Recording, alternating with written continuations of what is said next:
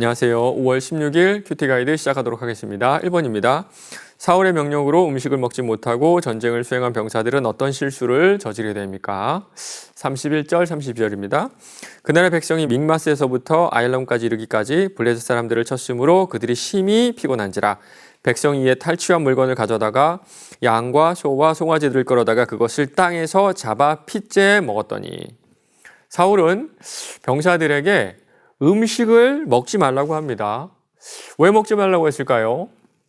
아무리 생각해도 이유가 없습니다. 그저 개인적인 감정으로 이렇게 말도 안 되는 명령을 했던 거예요. 그런데 그 명령도 인간의 식욕을 막지는 못했던 것 같습니다. 도저히 배고픔을 참지 못했던 병사들은 소와 양과 송아지를 날 것으로 먹기 시작해요. 이제는요, 사울의 명령을 어긴 것을 넘어서서 율법을 어기는 지경에까지 이른 겁니다. 레위기 7장 26절입니다. 너희가 사는 모든 곳에서 새나 짐승의 피나 무슨 피든지 먹지 말라. 무슨 피든지 먹는 사람이 있으면 그 사람은 다 자기 백성 중에서 끊어지리라. 어겼을 때 주어진 형벌이 상당히 큰 율법이었음에도 불구하고 인간은 인간으로서 참 자연스럽다는 생각을 합니다. 먹어야 살잖아요. 배고픔은 참지 못합니다. 이 사건의 맥락을 봐도요, 성경에서 이렇게 잘못하고 있다라고 얘기하는 것이 핏째 먹는 백성들이 아니라 개인적인 감정으로 음식을 금한 사울에게 있음을 우리가 알 수 있어요.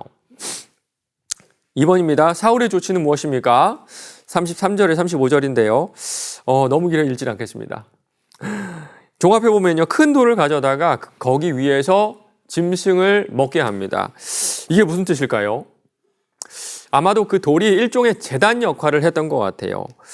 그 제단에서 나오는 피를 하나님께 바치기 위함이 아니었을까라고 추측해 볼 수가 있는데요. 사울의 입장에서는 최선의 방법을 고안한 것 같지만 하나님 입장에서는 그것마저 잘못된 길로 가고 있음을 알게 됩니다. 신명기 12장 13절 14절입니다. 너는 삼가히 내게 보이는 아무 곳에서나 번제를 드리지 말고 오직 너희의 한 지파 중에 여호와께서 택하실 그곳에서 번제를 드리고 또 내가 내게 명령하는 모든 것을 거기서 행할지니라. 건축하는 분들의 얘기를 들어보면요, 재건축보다 어려운 것이 리모델링이라 그러죠. 하나님께서는 이 사울의 임기응변식의 이 대처를 좋게 보지 않으셨던 것 같습니다. 3번입니다. 사울이 백성을 책망하는 까닭은 무엇입니까? 38절인데요. 사울이 이르되 너희 군대 지휘관들아 다 이리로 오라. 오늘 이 죄가 누구에게 있나 알아보자. 이제 전쟁의 승리를 잡았습니다.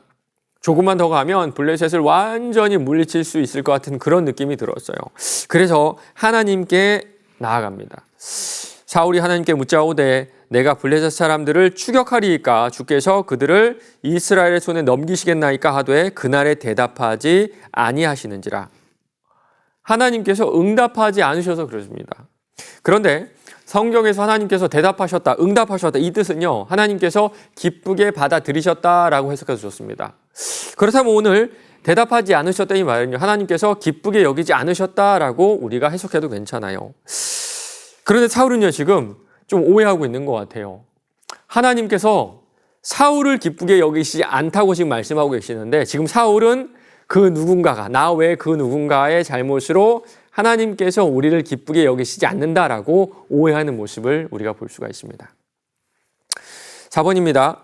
사울이 하나님께 물었으나 응답하시지 않으신 이유가 무엇인지 묵상해 봅시다. 사실 율법을 어기고 자의대로 번제를 드린 것은 사울이죠. 모든 문제가 사울로부터 시작합니다.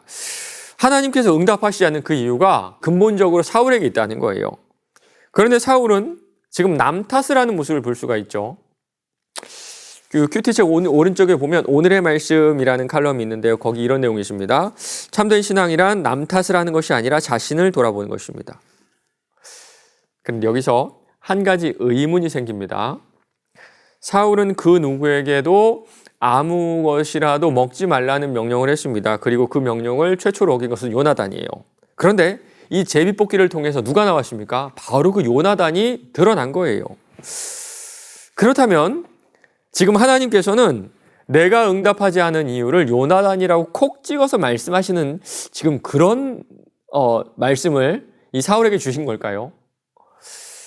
이 부분은 한번 깊이 생각해 보시면 좋을 것 같습니다. 5번입니다. 나는 자신이 아니라 타인에게서 문제의 원인을 찾아내려고 하진 않습니까?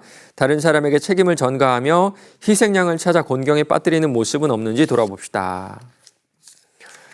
어릴 때 저희 형제들하고 싸우면요, 꼭 저희는 저희끼리 탓을 했던 것 같아요. 누나 때문에, 뭐 동생 때문에, 너 때문에. 그때 저희 어머니가 항상 이런 말씀 해주셨습니다. 너희들이 아담과 하와의 자손이라서 그래. 창세기 보면요, 아담은 하와 탓을 하고 하와는 아담 탓을 하죠. 그렇게 사이가 좋았어도 문제 갈등 상황에 놓였을 때 서로의 탓을 하는 그런 모습을 볼 수가 있습니다. 오늘 이 사건도 처음부터 끝까지 사울 잘못이에요. 사울의 탓입니다. 물론 오늘 이 말씀이요, 자책하라는 말은 아니에요. 자책해서 너 스스로 죄책감을 가져라 라는 말씀은 더더욱 아닙니다. 도리어 어떤 문제든지 남을 지적하기 전에 하나님과 나와의 관계를 돌아보라. 하나님과의 나와의 관계를 한번 점검해보라. 그런 말씀이 아닐까요? 오늘 하루도 예상치 않게 찾아오는 모든 일들 가운데, 모든 어려움들 가운데 다른 사람의 잘못보다, 다른 사람 탓하기보다 하나님과 나 사이의 관계를 먼저 돌아보고 점검하시는 저와 여러분 되시기를 간절히 바랍니다.